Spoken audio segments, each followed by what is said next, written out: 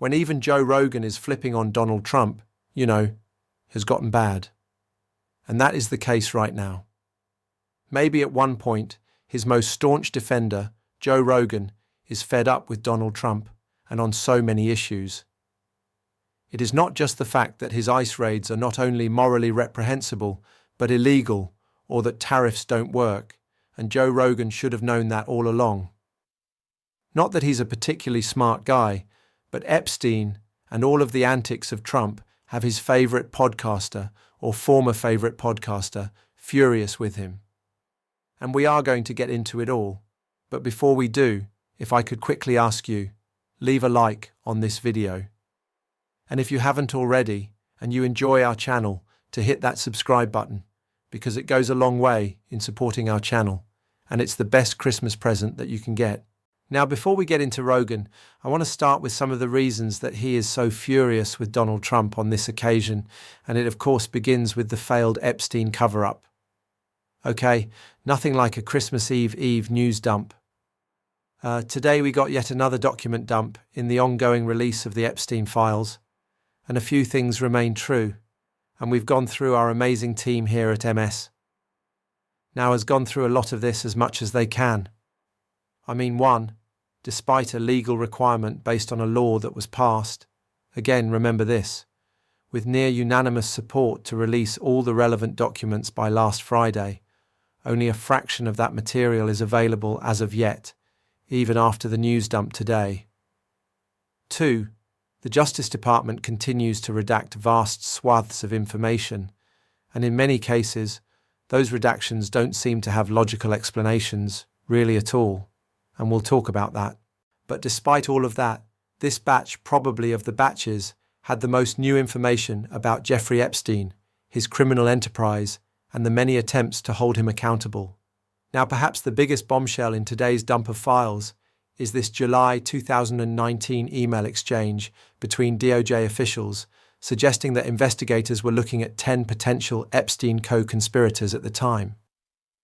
That's obviously huge news, since to this day, only one Epstein co-conspirator has ever been charged in CA in the case, and that's, of course, Ghislaine Maxwell. But in this email exchange, the names of most of those suspected co-conspirators are redacted. And it's really not clear why, especially because the law mandating the release of these files does not allow redactions on the basis of embarrassment, reputational harm, or political sensitivity. I mean, the whole reason so many people have demanded the release of these files was to expose the people who participated in Epstein's crimes without consequence. And there may be even more information on potential co-conspirators that the Justice Department is still holding on to. I mean, another email that appears to be from a federal prosecutor in New York reveals the existence of a 7-page memo on, quote, co-conspirators we could potentially charge. The email also mentions an apparently updated 86-page co-conspirator memo that appears to have been drafted later in 2019, as well as a corporate prosecution memo that is 13 pages. And to be clear, we don't know why that email was drafted, but so far it does not appear that any of these memos have been released by the Justice Department. And again, exposing potential co-conspirators is a big reason that Epstein survivors have been fighting to release these files. This is not just a story about what Donald Trump did or didn't know. I mean, of course, that's important. He's the President of the United States right now. But it is about a much larger cover-up of rich, well-connected men who preyed on young women trafficked by Jeffrey Epstein. So, when I learned about some of what was in these files, and some of the big questions it still leaves out there, I was immediately reminded of what Charlene Rashad told me earlier this year, concerning what survivors know but still cannot say about who participated in Epstein's crimes. Are these people, when the list is released, that people would know? Are they people who are famous in some capacity? Yes. And are there names out there that have not been out there yet? Yes. That you were trafficked to? There's names of people that are out there that are not on the list. All of that is a reminder that there's still a lot we don't know. On what planet did Donald Trump really think he could get away with this? I don't know. Especially with the supposed just asking questions MAGA conspiracy podcast guys. First of all, I'd also like to say a little tangent. All the magicants on Twitter who their entire personality online was talking about Epstein and saying that it was Hillary Clinton and it's a pizza party and it's Obama and it's, Benghazi and it's Hunter Biden's laptop. Hunter Biden's laptop is in the Epstein fight. Like it's just a bunch of, not like these people who, that was their whole focus when they thought it was a game, when they thought it was a joke, when they thought it was funny, that it was like an internet meme. Yeah. They loved talking about it when they were holding up Epstein file binders and considering what is actually in those files to think that, like holding it up and parading around a binder about sex abuse is funny. These people are sickos. But yeah, because Donald Trump's audience is so conspiratorial, this has been a big problem for him, especially with Rogan now even getting fed up. I want to talk about his response to so much of this, and specifically his response to Trump's latest antics and all of the conspiracy stuff, but let's see what Rogan had to say about Trump's latest just idiotic move. I think it was, I don't these days, you don't know what has to be confirmed, not, but it looked like on the Kennedy Center, they started putting the name Trump on it. Yeah. He added his name to it. Yeah. It's crazy. And he took out the Kennedy Rose Garden. You're like, what? Oh, take it away. Now it's like a cement. Nutty. There's nothing nuttier than the plaques underneath the president. That's insane. That's insane. Shane and I were just reading them the other day. How is this real? It doesn't feel real. And you're just like, how are you allowed to do that? That's the thing. It's like, how is he allowed to write that in the White House? You can just probably as president do what you want in the White House. Turns out you obviously can but nobody ever did it before. Those are going to get taken down. No, they'll be up forever. I don't think so. They're going to leave it like that forever. No, can't way. Yeah, like a museum piece. It's so crazy. They should have like the Trump wing. This is what happened when he was president. Look at this, lunatic. The auto pen photo of Joe Biden and the actual what's written there is crazy. This is widely considered the worst president of all. Like, what are you talking about? It should be like a museum. Yeah. It should be the facts of his presidency, what happened during his term, the Iraq war started, and do. It should be that. Of course, that's it. If that, and under Reagan, it's like Reagan liked Trump, and Trump liked him too. Trump was a fan of Reagan. What? Why does that Reagan was a fan of Trump? What? It's, yeah, guys. Crazy. But you can't just let someone just fully swim in it like that. I know. So, he needs like a right-hand man. Go, sir. I think they just, I understand the motive. Well, he's also losing it too. You can tell. Well, I think everybody does when you get to a certain age, right? Yeah, of course. I mean, the guy's about to be 80, right? So there is so much about how these podcast monosphere guys present themselves that should run so counter to Donald Trump and who he is. What Rogan is saying about how embarrassing this is, and it's stupid, and it's beneath the presidency. These guys purport to care about America and love this country and want it to win. And, they're the back-to-back, World Warner T-shirt wearing guys. They're waving the flag, that they're screaming on, 4th of July.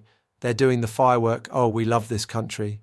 But then they somehow don't seem to care when the country is being embarrassed by the worst head of state we have ever had. Like Donald Trump is the worst president we've ever had. He's the worst world.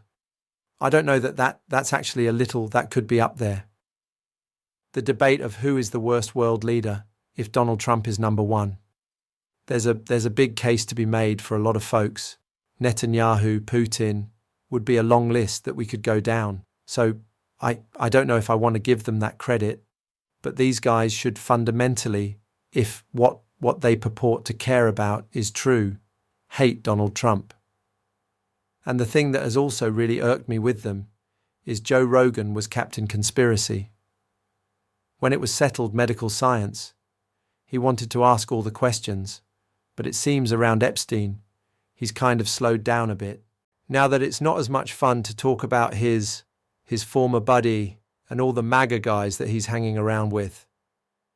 Now that those guys could be a part of this larger conspiracy, or at least part of the criminal cover-up, you're implicated in the Epstein crimes. If you're covering up the release of information about them, that's at least my opinion. You're just as much of a criminal as anyone else involved in that organization.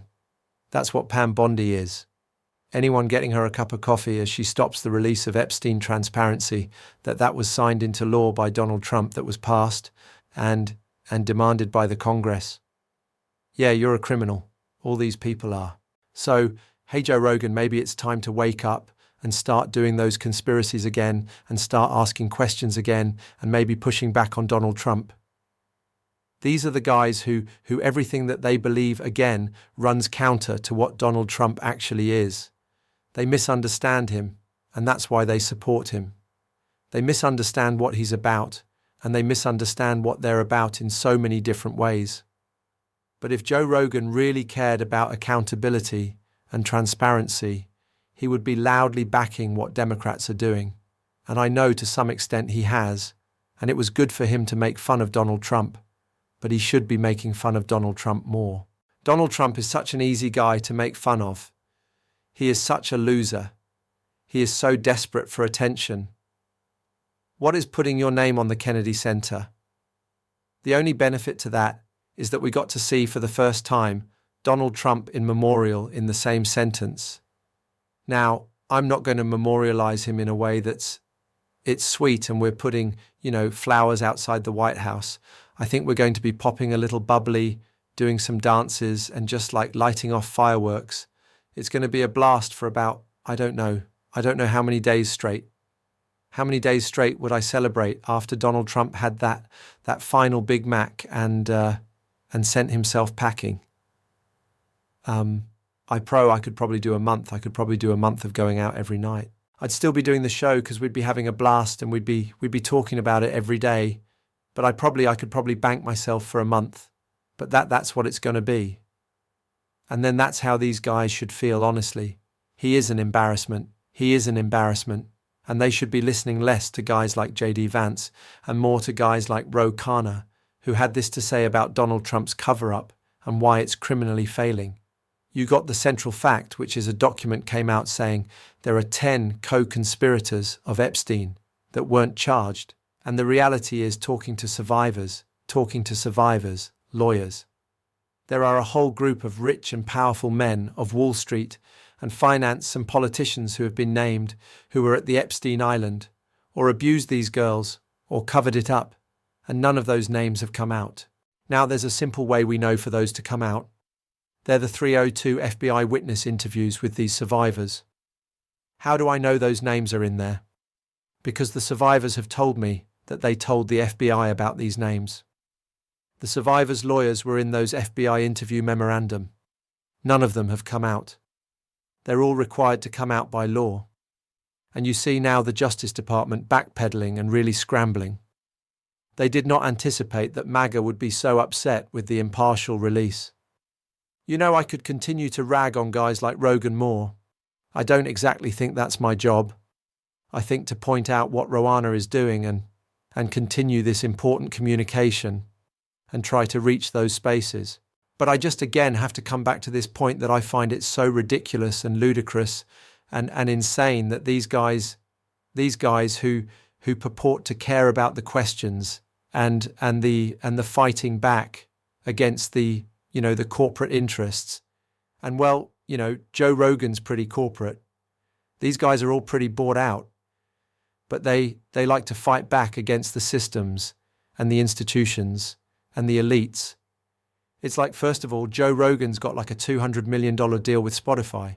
I think Joe Rogan is pretty like Mark Zuckerberg, Joe Rogan, Logan Paul. Like these guys were at Donald Trump's inauguration.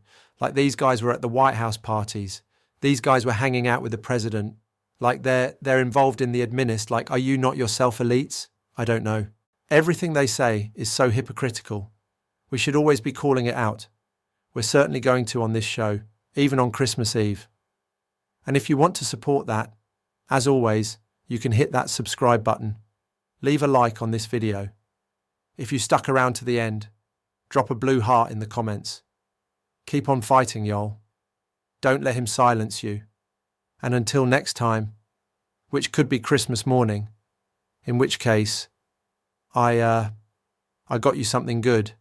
It's making fun of Stephen Miller tomorrow. That's what we're going to be doing.